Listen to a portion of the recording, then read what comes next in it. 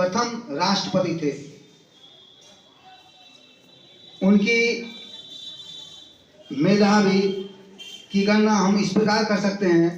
एक बार वे परीक्षा में मैट्रिक की परीक्षा दिए थे और उन्हें अनुत्तीर्ण घोषित कर दिया गया था। उन्हें विश्वास नहीं हुआ, जब रिजल्ट निकला तो वे अनुत्तीर्ण घोषित हुए। उन्हें काफ़ी दुख हुआ और वे चैलेंज कर दिए बोर्ड से कि मैं अनुत्तीर्ण नहीं हो सकता, कॉपी दिखाई जाए। जब उनकी कॉपी चेक की गई, फिर से दोबारा उनका मूल्यांकन किया गया, तो वे सबसे ज़्यादा अंक से पास हुए थे। उनका कॉपी आज भी लंदन से भारत के म्यूजियम में, जो दिल्ली में म्यूजियम है, मेमोरियल, वहाँ पर रखा गया है। आज हम लोग उनसे प्रेरणा ले सकते हैं, कोई भी व्यक्ति जाकर देख सकता है, इतने ज़्यादा मेधावी थे। उनका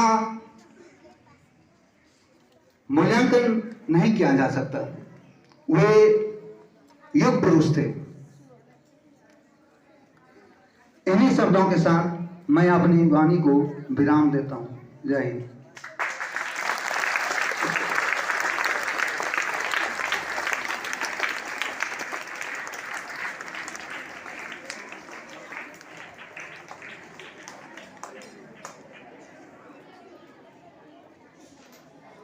डॉक्टर राजेंद्र प्रसाद के बारे में बहुत सारी कहानियां हैं।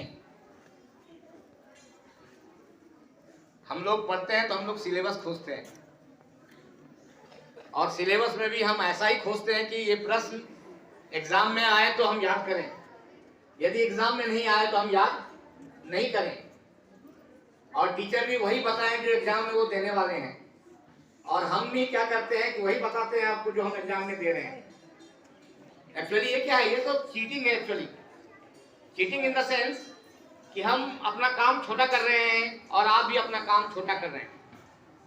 But about doctor Rajendra Prasad, जब उन्हें क्वेश्चन पेपर मिलता था हर एक वर्ग में, ही स्टार्ट फ्रॉम बिगिनिंग, वो शुरू से प्रारंभ करते थे फ्रॉम क्वेश्चन नंबर 1, और लास्ट जितने भी क्वेश्चन होते थे सबको लिख देते थे answer.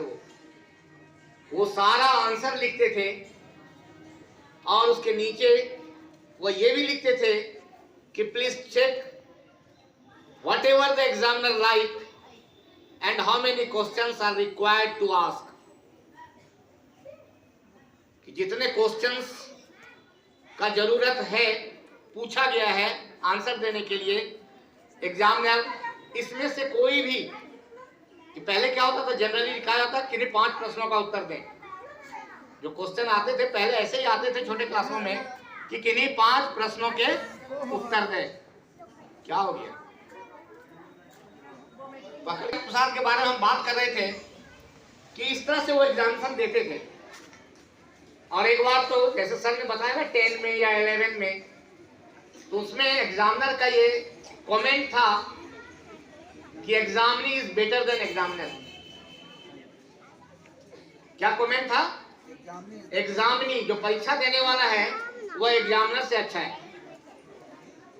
We just can think कि how much intelligent was he. और इंटेलिजेंट होने के जो प्रमुख कारण उन्होंने बताया,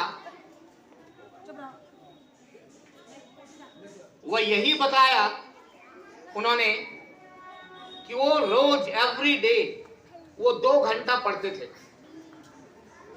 उन्होंने अपनी जीवनी में लिखा है कि चाहे कोई भी पर्व हो, त्योहार हो, कोई भी शादी हो, विवाह हो, कोई भी मौसम हो, कोई भी काम हो, चाहे वो स्वतंत्रता का आंदोलन हो या जहां कहीं भी जो कोई भी काम हो, उसमें भी वो 2 घंटे का टाइम निकालते थे,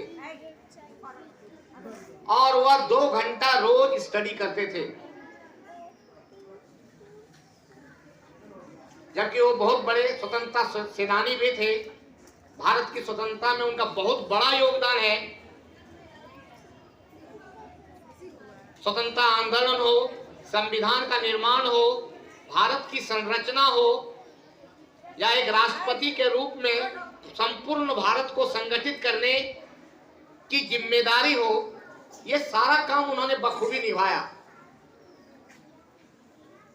और एक सबसे बड़ी खासियत जो उनमें थी, उन्होंने कभी नहीं कहा कि मैंने ये किया, कि आज तक उन्होंने अपनी जीवनी में भी नहीं लिखा कि मैंने ये काम किया देश के लिए या लोगों के लिए। कि that was a great aspect. We are going to celebrate the birthday of such a great man, the first president of India, and he is Dr. Rajendra Prasad.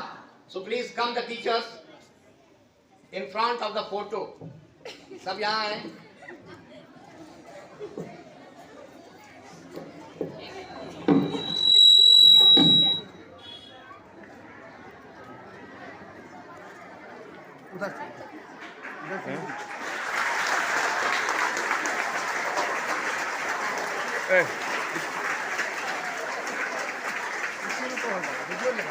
Video बना रहे हैं।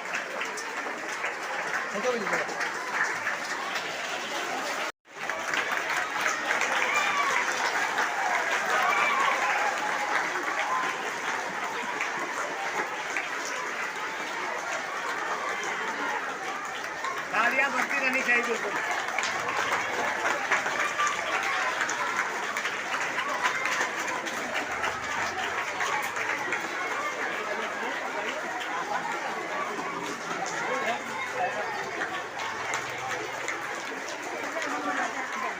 अच्छा करना दीजिए, करना दीजिए।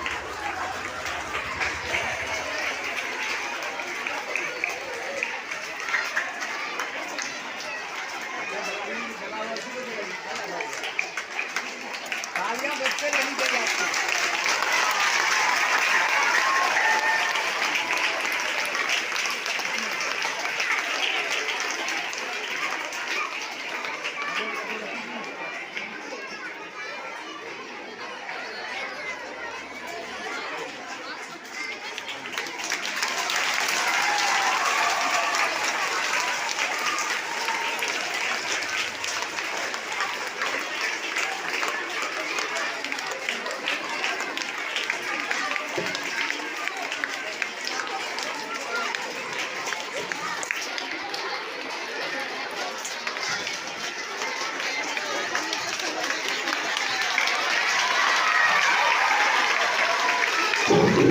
कृपया शोर न करें, केवल तालियां बजाएं।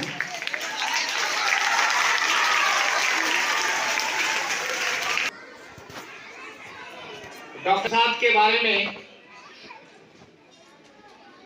सभी बच्चे, क्लास 1 से ऊपर सभी बच्चे डॉक्टर राजेंद्र प्रसाद के बारे में एटलीस्ट 10 वर्ड्स लिख 10 सेंटेंसेस लिख के लाएंगे। आप कितने वाक्य लिख के लाएंगे? 10 सेंटेंसेस। और इनके जीवन से हमारे बच्चों को सीखने के लिए बहुत सारी चीजें हैं, लेकिन एक भी यदि हम सीख पाए, और जैसा हमने बताया कि यदि इनके जीवन से आप प्रतिदिन यदि अपनी पुस्तकों को 1 घंटा भी दें, आप अपनी पुस्तकों को 1 घंटा भी दें, तो that will be enough for you. ये आपके लिए बहुत ही काफी होगा। और हम आज के दिन इन्हें याद करते हैं। एक बार फिर से तालियां बजाइए डॉक्टर राजेंद्र प्रसाद के लिए।